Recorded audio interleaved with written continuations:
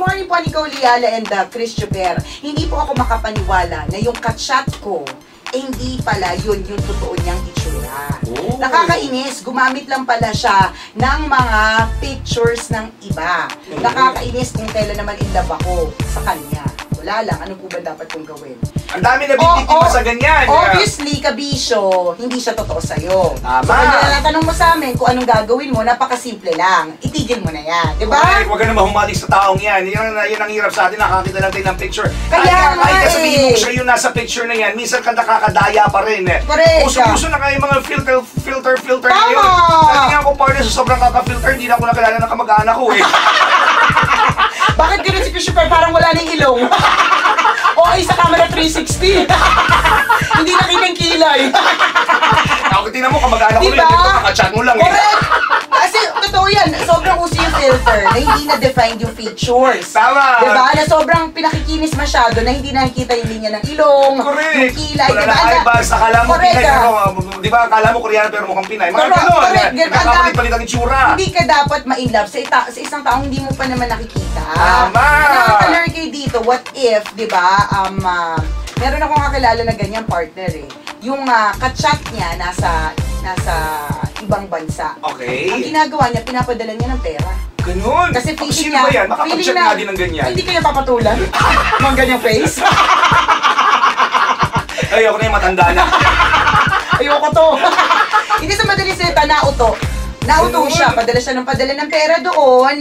All the while, akala niya yung babae na nandun sa picture. Kasi, in fairness dun sa kachat niya, talagang palit ng profile. Ganda sa madaling salita. Tsaka ano talaga, hindi mo iisipin na inactive yung account o hindi mo iisipin na hindi siya yun. Kasi, lahat ng mga pictures, yun naman talaga yung itsura, di ba? Yung pala, parang yun yung local celebrity sa lugar nila. Okay. Meron tayong ganyan na ka-FB dati partner. Na akala ko siya yun. Yung pala, yun yung local celebrity sa kanila.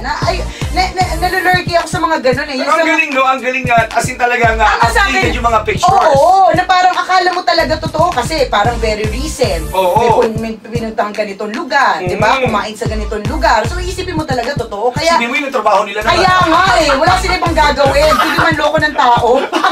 Hindi, tsaka pala mo. Tsaka niloloko mo rin sarili mo. Totoo yan. Ano meron dyan? Ano pa pala nyo pareho? Malinaw nung nakapagkalokohan kayo sa isang yun pala yung pag-chat, yung pag-exchange ng mga messages. Yung katotohanan na nagkalokohan kayo, hindi nyo na dapat ituloy. Correct. Diba? Pasasaan pa, maglulukohan kayo until the end. Oo, di ba? Wala kayo mapapala pareho. Hindi niya ipinakita yung kanyang tunay na sarili una pala. Tama. Maaaring meron niyang tinatago. Correct. Kung ano man yung tinatago niya, dahil itinago niya, ibig sabihin hindi maganda para sa relasyon ninyong dalawa, di ba? Hindi mo alam kung anong tunay na intensyon ng taong yan. Corrected by. Kaya, if you're asking us what you're going to do, kahit na nag-invest ka na ng time, nag-invest ka na ng effort at feelings, niloko ka eh. Okay lang sa'yo, niloko ka, go ka pa rin. Sige, tanga. Doon ka, kasali ka sa mga magpaparada ng mga tanga. Ikaw may hawak ng banner. Correct! Parada ng mga tanga. Yes, ikaw may hawak ng banner. Ikaw din naka-assign sa drum and lyre. Ikaw din yung major. Correct. Ikaw lahat. Kasi alam mo na nagkalokohan. Alam mo na nga nagsinungaling sa'yo. Alam mo na nga hindi nga picture yon. Tuloy ka pa rin. Ingat kayo Anong tawag sa'yo? Totoo yan. Diba? Alam mo na. Alam mo na. Hindi na kayo sa mga ganyang chat-chat. Kasi kunyari, di ba, pag nag-eyeball na kayo, hindi mo alam, mamaya miyembro pala yan ng gang. Sindikato. Alam mo, mabuti kung nanakawan ka lang eh. Tama. Paano kung gawan ka ng masama? Diba, paano kung saktan ka? Correct. Ayaw natin mangyari yung ganun. So, let's be extra careful. Tama. Yung mga kasama mo sa bahay eh, hindi mo akalaing lulukohin kayo. Diba, nakakausap mo na araw-araw. Correct, diba? Nakakita mo na. May malalim ang inyong pinagsamahan, lulukohin ka pa. Tama. What more yung tao, hindi mo naman kilala. Sa FB mo lang nakita. Sa social media lang kayo nagkaroon interaction. Diba? Ingat! So, ingat po. Sa mundo ngayon na maraming pang mapanlinlang, bawal po maging alam na.